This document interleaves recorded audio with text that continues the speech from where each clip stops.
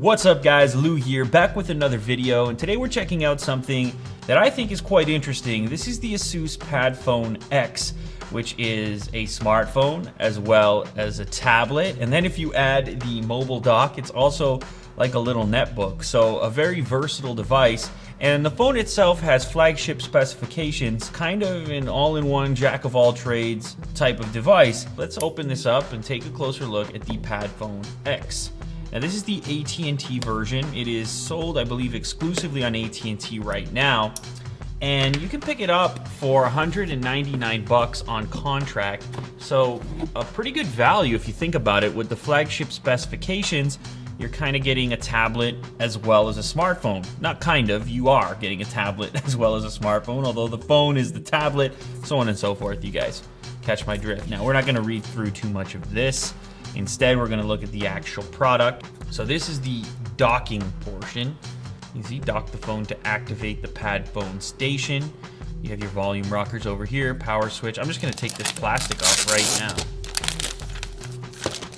One thing I like right off the bat, without looking any further, is the forward-facing speakers. You don't see that on every single tablet, and that is obviously a welcome addition because you're gonna get a lot better audio quality having speakers facing you instead of away from you. Forward-facing camera as well. As I flip it over, you'll notice the section for the actual phone to dock, the PadPhone.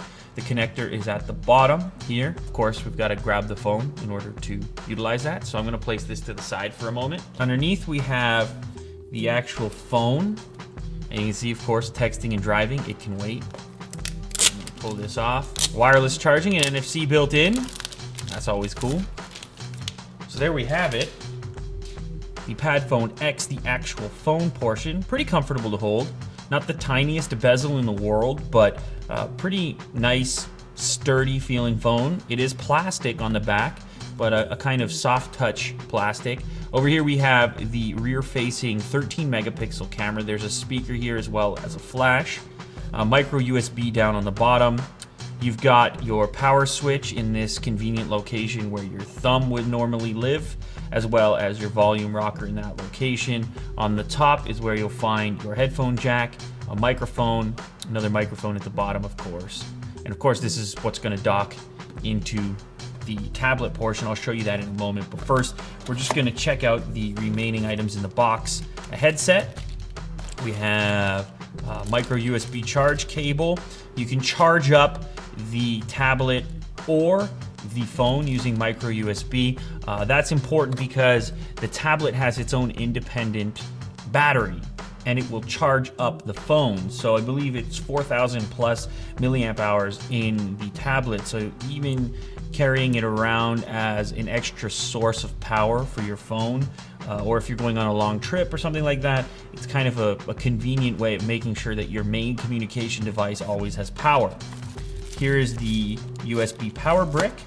And then the last little portion here is just warranty card and some important notes. I believe that is everything. Yes, that is definitely everything. Let's get some more room and have some fun, folks. This form factor has actually been around a little while, this idea of pairing a phone and a tablet into one seamless device, but it's the first time that it's making a big splash here in the North American market, where you can actually pick it up subsidized through AT&T for a similar cost to a regular flagship device. So let's go ahead and dock this. I'll show you guys how this fits in. Very conveniently slides down, friction fit, and then there's a click at the bottom. Now when the device is powered on, you also get a vibration to let you know that you have connected it correctly. And it's not gonna fall out either, so you can see here if I shake it a little bit, it's in there in a sturdy enough fashion that it won't fall out, but if you do want to remove it, it also will come out fairly easily with just a little bit of a push. So anyways, that's how it fits in. Now we'll check out the ergonomics with the phone inserted. It's not, you know what? It's not as heavy as I expected it to be with the phone inserted. Of course, there's a bulge on the back, but you don't really hold it there anyways. You hold it in this location here. Now, it does have a large bezel, and I've seen some people complaining about that.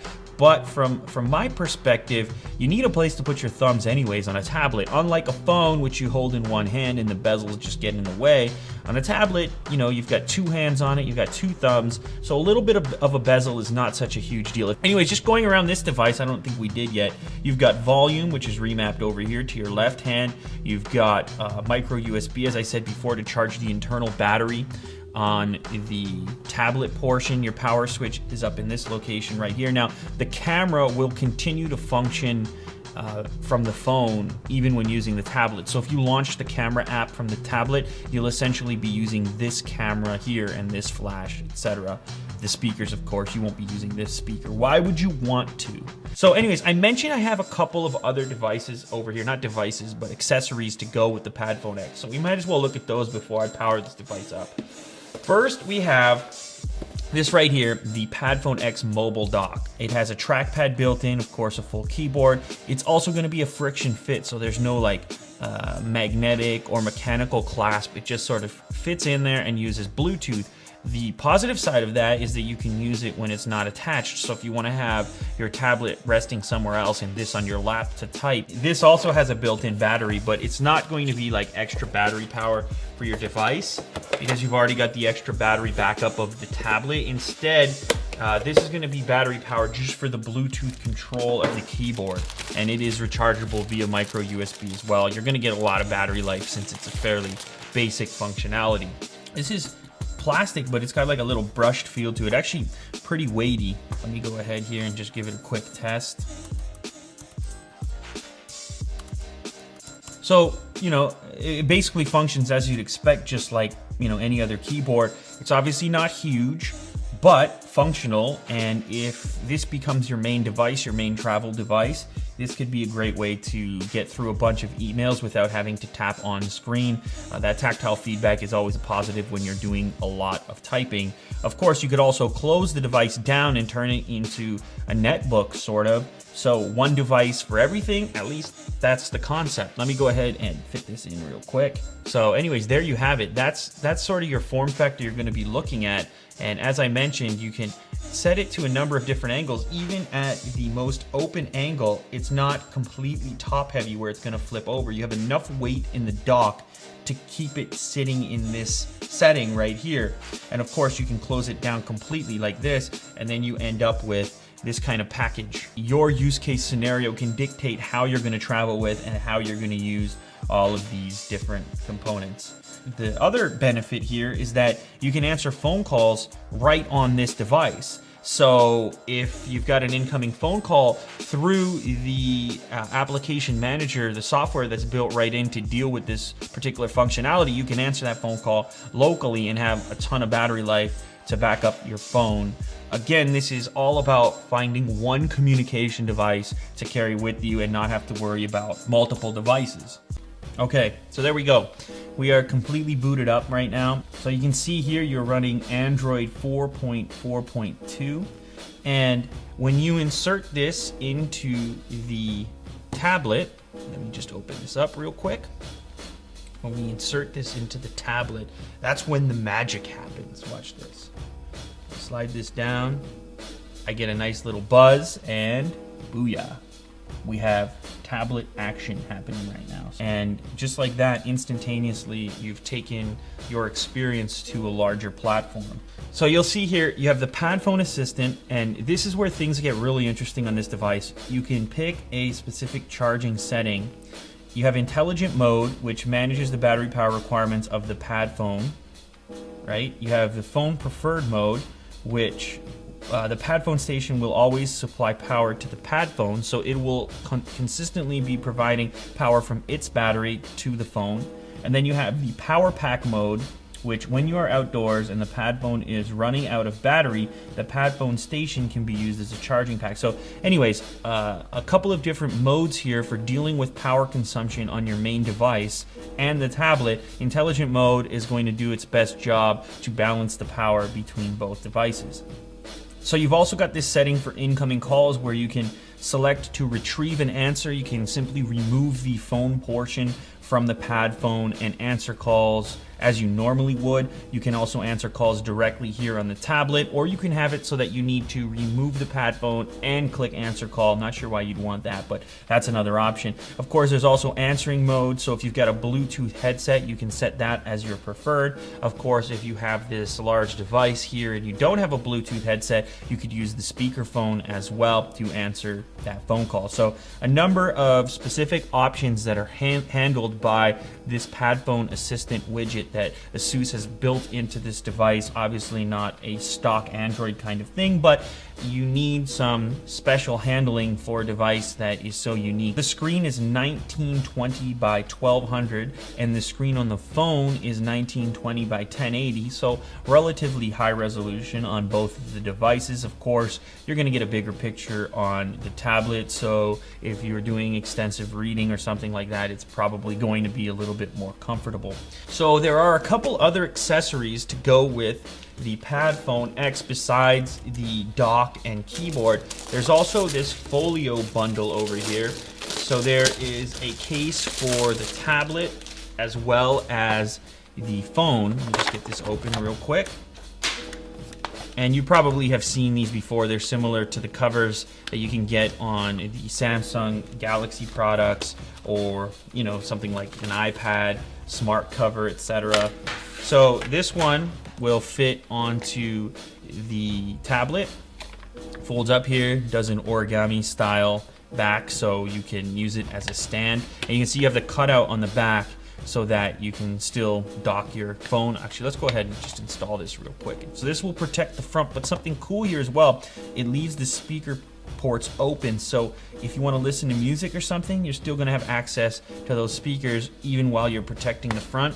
And then on the back, you can see you still have access to the phone for removal, etc. Now, if we put the case on the phone, something cool here happens as well. You will need to remove the back.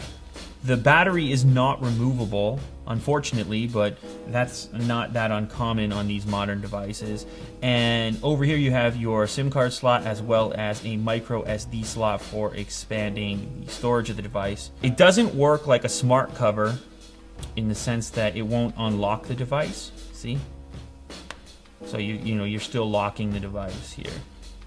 But it just acts as a protective shell, protective barrier. And if you want to dock the device, like so, you can actually still do it, and it will sort of sit flat, relatively flat, if you still want to use the tablet and not be too annoyed, although I would probably find that annoying myself. I'm not a huge case guy on phones anyways, so I'll probably use this without this special back, but it's there as an accessory if people are a little bit more rough with their phones than I am. So I'm going to go ahead and just reinstall the standard back. Now, one really cool side effect of going with a combination like this is the fact that you only need one data plan. So if you've got a data plan for your smartphone, then you're pretty much covered on your tablet. Of course, you'll be using the built-in connection on the phone when plugged into this device right here. So that's a value proposition on top of the traditional setup in which you would have data for your tablet and your phone. This is probably an interesting device for individuals who want a tablet and a phone and don't want to spend a bunch of money, or just want a more seamless approach to both of those devices. You have all your information on your phone, and now you have a slightly bigger screen when you want it to behave more like a tablet. Of course, with these kinds of combinations, there are definitely compromises. In this particular case, like I said, the form factor is a little bit bulky comparative to some of the other tablets on the market. Of course, that's necessary in order to allow for this transformation to take place where you can stick a phone into the back of it. Like that right there. Check that out. I think it's cool. I've been a fan of technology my whole life, so anytime I see these new form factors or attempts at new form factors, it gets me excited. I'm not sure if this is going to be the killer device that millions and millions of people go out and purchase, but I do think for the right kind of person, this could be a very interesting solution. So there you have it, my unboxing and overview of the Padfone X from ASUS. A very interesting device and unique. I love looking at unique devices. If you guys enjoyed this content, make sure to leave a thumbs up down below. And if you have any questions about this device or other things that you've seen on the channel, the best way to get in touch with me is on Twitter. I am at UnboxTherapy. I'll put a link down in the description so you can talk to me there and ask me questions, because I'm sure I'll find out a lot more about this thing as I continue to play with it. After all, this was simply an unboxing and overview, and that of course is what Unbox Therapy is famous for. Initial reactions to awesome products. Hopefully awesome products. Alright guys, that wraps up this video. Thanks as always for watching, and I will catch you on the next episode. Later guys.